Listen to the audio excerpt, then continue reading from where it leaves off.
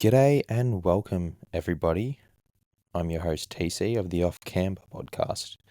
Welcome to season 2025 of the Formula One Championship. And I'm super excited to cover this year.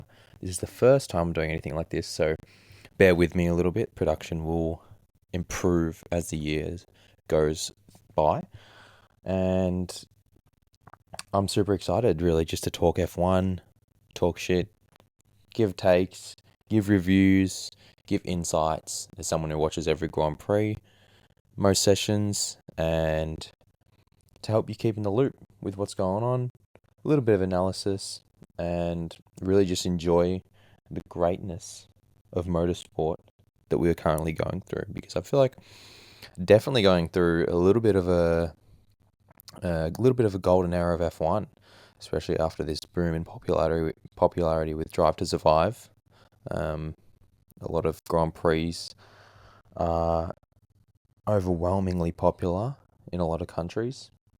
And I think a lot of those fans are, yes, they're fairly casual. I mean, it is still a good thing for the sport, though. So I suppose I'm here as someone who wants to, hopefully teach a few things to those people and get people to really get invigorated by motorsport, rather than just the spectacle of, crashes and just the theatre around it, because that's not just what it is, really. Motorsport is awesome. The way the technology of the cars, how they handle around corners, straight line handling, power, sound, everything. So, and also the skill of the drivers, which is incredible on all fronts. How they handle combat, how they're able to push over a single lap, how they're able to use different variables such as slipstream, tire deg, car setup to their advantage. And I think those are all things that should be celebrated and things that I definitely want to talk about. So I'm really keen to get this underway. So first and foremost, as every creator would like to do, is talk about predictions, which is one of the great things about chatting about sports, which is what we're going to be focusing on today.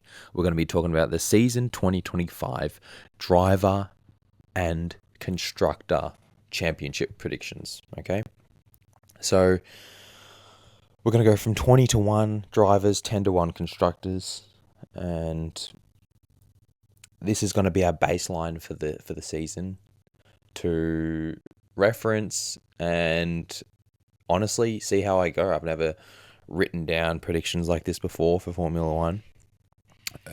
In all the years I've watched, you always just think about it, but yeah, let's see if writing it down and seeing what I can come up with, how that will translate, and looking back on it at the end of the season. So I'm keen for that as well. So without further ado, let's get into it. So drivers' predictions, at 20, all right, we have the rookie Bortoletto for Kick Sauber. Their last season is Sauber. And one of the rookies for the 2025 season, Bortoletto had a decent F2 campaign. He had that awesome win in Monza, which was, it was incredible. The comeback was pretty awesome to watch. As someone who doesn't tune into F2 in every weekend, those moments are something that you definitely look on as like, wow, they're statement wins. And everyone knows what a statement win looks like, So he definitely has the potential to be a great F1 driver. And I'm glad that he's been allowed the opportunity to drive for Sauber this season, because obviously we know McLaren's stacked, so there's no space there. So I'm glad he's got the opportunity at Sauber. But having said that, car is average, and I don't think it's going to be able to do much. But I don't think that's going to reflect his talent. So I don't think it's a problem. So that's why I've put him down at 20. Number 19, we have Jack Doohan, the Aussie. And he is, I don't think, a bad driver. But honestly, I think there's a good chance he's getting replaced by Colapinto. And if you're unaware, Colapinto was signed as the reserve driver for Alpine. So I don't really have much to say on that, but I feel as though Doohan will be replaced. So these bottom sort of positions aren't as relevant, and I don't think they're reflective on actual driver talent. So, being at 18, 19 or 18 or 16 isn't really going to make much of a difference anyway. But yeah, he had a break last season, and he is from the Alpine Academy, so he did have a run at Abu Dhabi, which, he didn't, overperform, and he didn't do a terrible job. He just ran the car, ran the race, and did well. So, coming in 18th in the championship, I have got Isaac Hadjar, another rookie for the 25 season.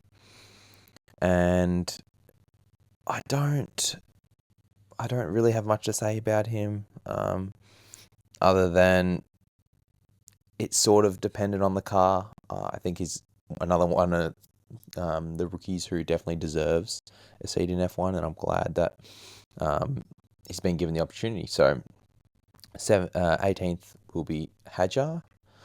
17th, we have the experienced Hulkenberg. The Sauber, once again, is just doing fuck all. So I'm not taking, any chances on that performing well. So that's why I've got him down the order. Although I do think he will be a good veteran fit once they turn to Audi next year. So that's all I've got to say about Hulkenberg. I think his only chance of getting a podium will be in Audi. So I think he's just got to sit tight, perform well this season, perform well enough to be able to retain that seat at Audi next year. So next we have Ollie Behrman, the Haas rookie, you could say, but he has had a few runs in F1 last season. He did take Carlos's seat when he was out with sickness in Jeddah, and he performed well. And both stints he's had in F1, those two races last year, he performed well. So definitely deserving of the seat. And Haas is a good fit, I think. Good mid-pack team, which hopefully is capable of some points this year, and hopefully he can show that. But honestly, I think there's other cars ahead of them, so that's why I've got him down in 16th. So 15th, we have Yuki Tsunoda, another season in the V-Carb, the beautiful V-Carb, I might add. I think he'll have another solid season and do what he's done for the last 3 years. And yeah, it's a bit of a weird one, Yuki, his career, because, he's always done the right things. He's done what Red Bull's wanted, and yet he hasn't been given the opportunity. So I think, it's not the worst thing in the world. Hey, you're still an F1 driver. You're still a quality F1 driver, and, people recognize that. So it's not necessarily a bad thing, but I think his opportunities in F1 are probably slipping, and that is what it is, and that's the brutal business of this sport. So Yuki at 15th, 14th we've got Stroll. For Aston, I think Aston will probably have a better car than the V-Carb, so that's why I've got him in front of Yuki. But he's definitely not in front of Fernando, because that gap is just expanding.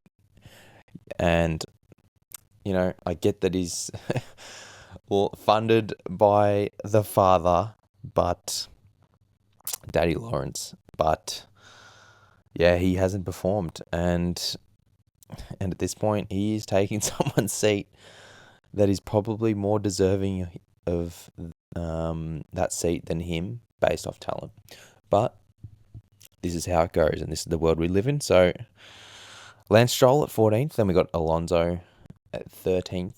I think he will probably have a stellar season again. He's just got to hold on to that 26 when they get Adrian Newey and a new car, and hopefully he can claim that victory that we've been longing for him to get.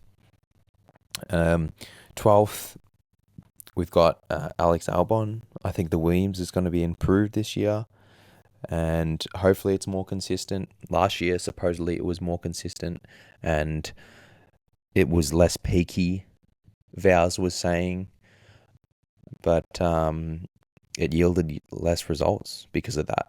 So hopefully it's, still more consistent, but it's just better overall, which will hopefully mean more points. So yes, I am saying that the Williams will make that jump over Aston. Next we have Antonelli in the Mercedes in 11th. I don't think he cracks the top 10. And it is his rookie year. We've seen him not be afraid to go hard in the Mercedes, which is good. I think that's great, and I think it's good that they've got a lot of trust in him.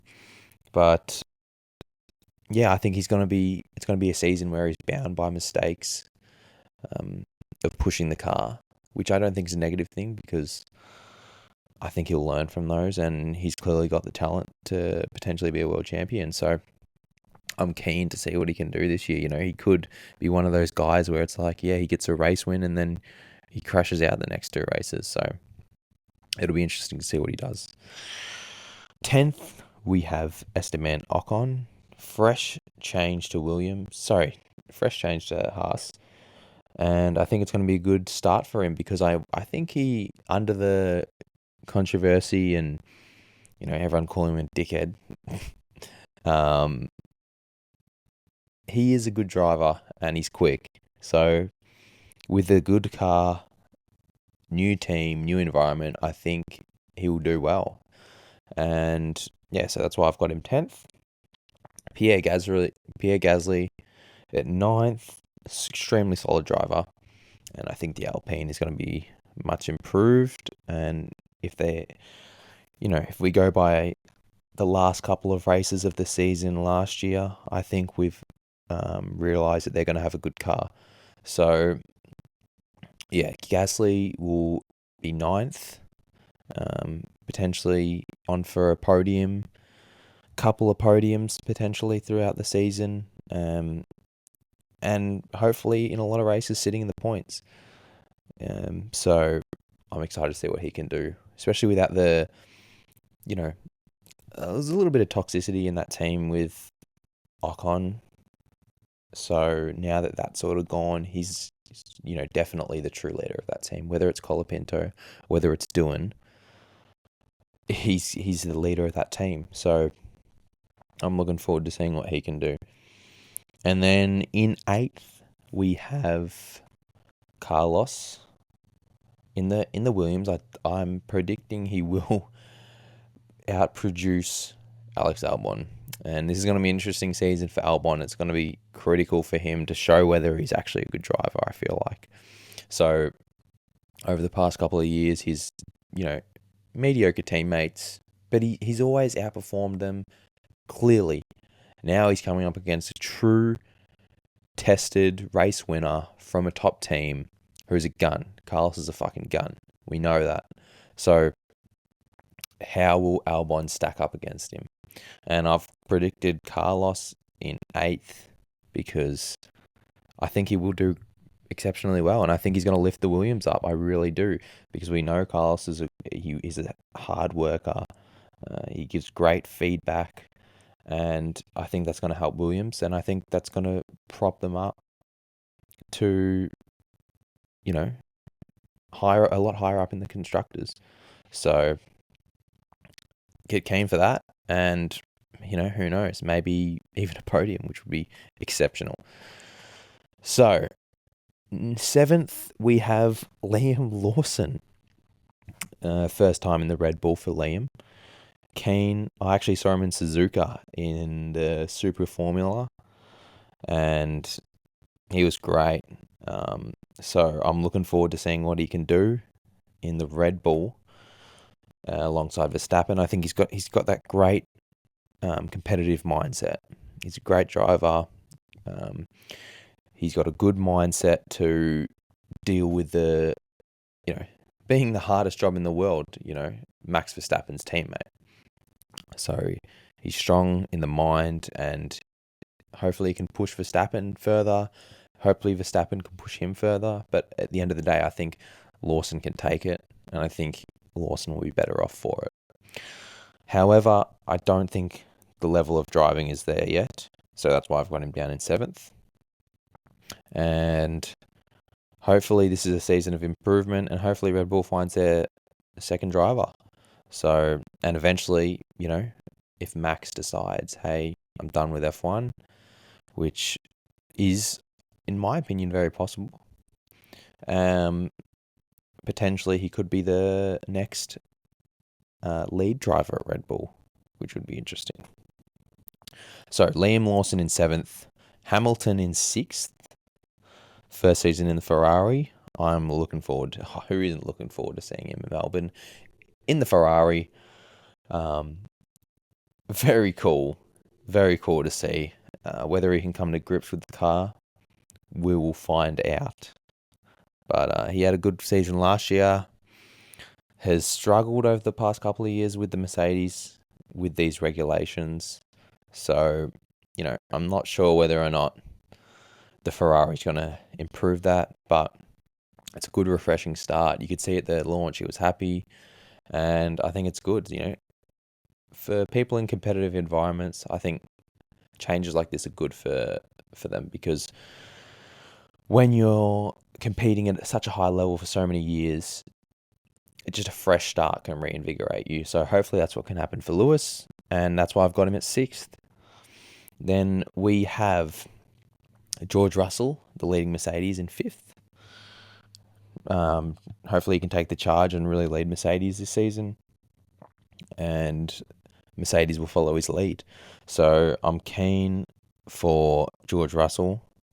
Hopefully he can have a couple of wins this year, because the top end is going to be really competitive. We are looking at one of the best seasons in F1 in a long time, and that is such an exciting thing to think about.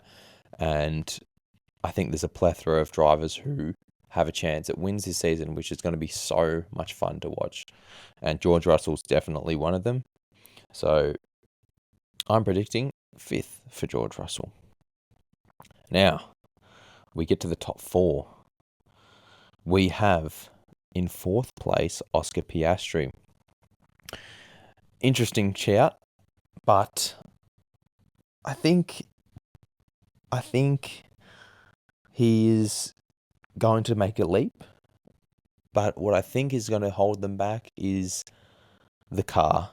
And I feel like the trajectory that McLaren was on last year, I feel like they plateaued a bit towards the end of the season. So I have a feeling that sort of if that trend continues, Piastri is going to be left in a little bit of no man's land, where he's sort of finishing, fifth, fourth, podium here and there, but doing good and consistent, but not at the top, which is what will lead him to finishing fourth in the Drivers' Championship. We have third place, Lando. So I don't think Lando's going to win the championship this year. For the same reason, I think Piastri is going to be fourth, because of that,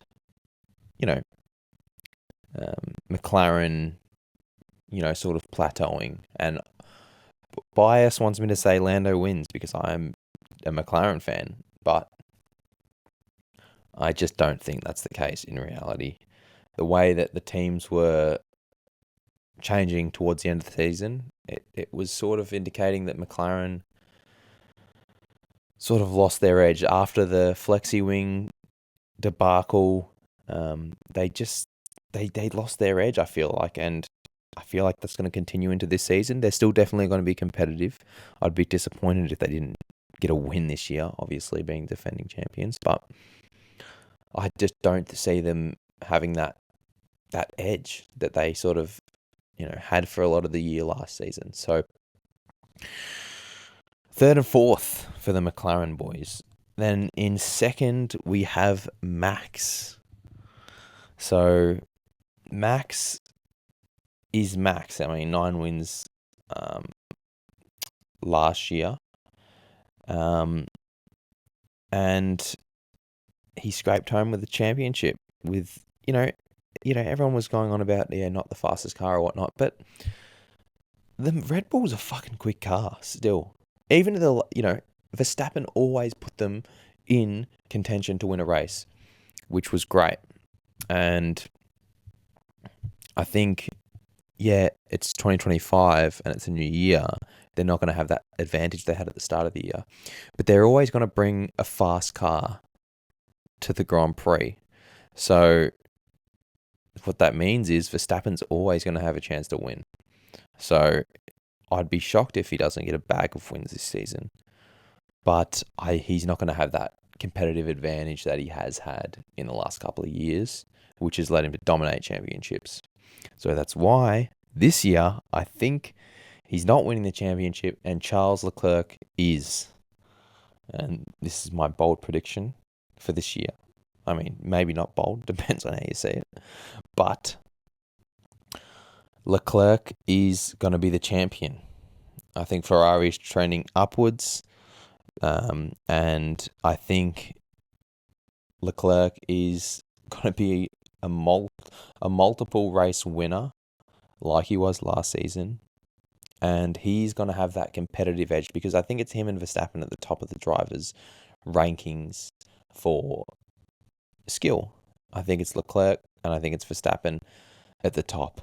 And I think the Ferrari will bring a little bit better of a car to the table. And I think Verstappen isn't going to be able to capitalize like he has. So for that reason, Leclerc will be our champion for 2025. So those are the predictions for the drivers. I'm super keen and I can't wait for the season. And Leclerc being a race winner, he's insanely quick over one lap. So he's going to get poles. We know that. And hopefully Ferrari will be more consistent. But having said that, I still think it's going to be a close championship. And I wouldn't be surprised if any of the top 4 won the championship.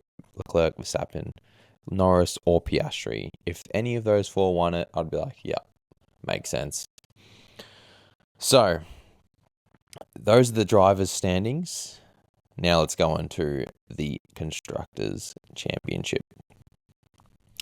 And this is interesting because of how I've ordered it. And yeah, I'm excited to share this. So Sauber is going to be last. As I've said, they're doing nothing. I mean, hopefully they improve, but retire the car, mate. Retire the car because it's fucking useless. But definitely 10th place for them. So now this back end of the mid pack's a bit interesting. I've gone for VCarb 9th, Alpine 8th, Haas 7th, Aston 6th. So VCarb, look, they've moved their campus to Milton Keynes, which is Red Bull's, the main team's factory. And I believe they're taking as many parts as they can from Red Bull. But I just don't think the quality of driver lineup and their trends over the last couple of years suggest I don't think they're going to be very competitive. But hey, I'm happy to be proven wrong. Alpine, much improved, but I feel like the driver lineup is weak. You've got Pierre, which is, good, But then that second driver is a little bit doing, yeah, okay, patriotic. I love doing, but I don't think he's going to show a whole lot in that Alpine. And if it's Colapinto, look, Colapinto is probably better, but still, I don't think he's doing much in the Alpine. Then we got Haas in 7th. With a solid driver lineup, I think Ocon's going to be quick. Behrman's also going to make some major steps in his career. So I think there it's more drivers outweigh the car. And I think that brings them further up over the Alpine and V-Carb teams. 6th, Aston, I think they'll stay steady, but they're not going to make any leaps. So 6th place is reasonable for them. And that's sort of acceptable going into 2026, which is their big sort of year. And then 5th place, best of the rest, Williams. I've gone for Williams as 5th. I think they're going to be awesome to watch this year with a great driver lineup, which will probably outweigh the car. But if Williams can somehow bring the car to the table, they will be great. And I feel like I'm believing in them too much when I say that out loud, but nah, fuck it. I'm sticking with it. Williams 5th. And yeah, I'm really excited about their season. I'm excited to see what Albon does, and I'm excited to see what Carlos does in a, because I feel like Carlos will be a good floor raiser, but he's not going to win races, but he's going to lift the floor of Williams up, which is going to be great. 4th place, Mercedes. They're still probably that worst. They're the worst of those top 4 teams still. I think driver lineup's probably the weakest as well, especially with a rookie being in there. I mean, Lawson, yeah, you could say rookie, but he's had a lot of F1 experience before, which I think brings him, further along than what Antonelli brings to the table. Although I do think Antonelli probably has a higher ceiling. But that's not going to matter in this year because it's his first year. So, Mercedes 4th. Red Bull 3rd. Because I feel like Lawson isn't going to be able to bring them up enough. So, it'll sort of be similar to where Perez is bringing them down. Lawson won't be as such bringing them down, but he won't have the experience to lift that floor up. So 3rd for Red Bull. Ferrari 2nd. They have the drivers' champion, but they don't have the constructors. So I think Hamilton doesn't score enough points for them to win the constructors, which is harsh for me to say, but that's just what I think is going to happen. And McLaren goes back-to-back constructors without a drivers' championship. So that's where I'm sort of thinking McLaren's going to, be consistent, but they're not going to have the best car. So I'm looking forward to seeing how that plays out. I'm happy with my predictions, and I can't wait for Melbourne. So it's been a good couple of weeks in F1. We've had the 75 launch. We've had testing now. The cars look great. A lot of the liveries look excellent. And the launch was pretty good. I think the launch, the F1, the Liberty Media is able to do something like that because the product's good. In sports leagues, there's 2 separate things going on. You've got the product itself, and you've got sort of the theatrical component or the spectacle of it. And when the product's good, you are able to mess around with and try new things with the theatre side of things. And that's what F1's done. And I think the launch was successful in that regard. I don't think it's something that should be done every year, but I thought it was a cool little thing because it doesn't matter as much when the product's good. So yeah, and I think overall the fan experience was good in the arena. Obviously, I wasn't there, but on TV it looked pretty engaging. You had all the drivers there, team principals, so it was a great experience, and it was great for F1 to try something different because that's always good. And now we've got Melbourne 2 weeks away, so hopefully I can get down to Melbourne. That'll be very exciting, but if not, it'll be good to watch on TV because I've been the last 3 years, so you know I'm not you know too disappointed if I'm not able to go. But no, I'm keen either way. So let's let's see what happens, and let's see how these predictions hold up. And I can't wait for the season. So that's all we've got time for today, guys. Thanks for listening. And next week we're gonna have more specifically about what's coming up and more time relevant stuff. So testing, and we're going to talk about the Melbourne Grand Prix more. So thanks for joining me today, guys, off Camber with TC. Looking forward to the season, and we'll see you next week.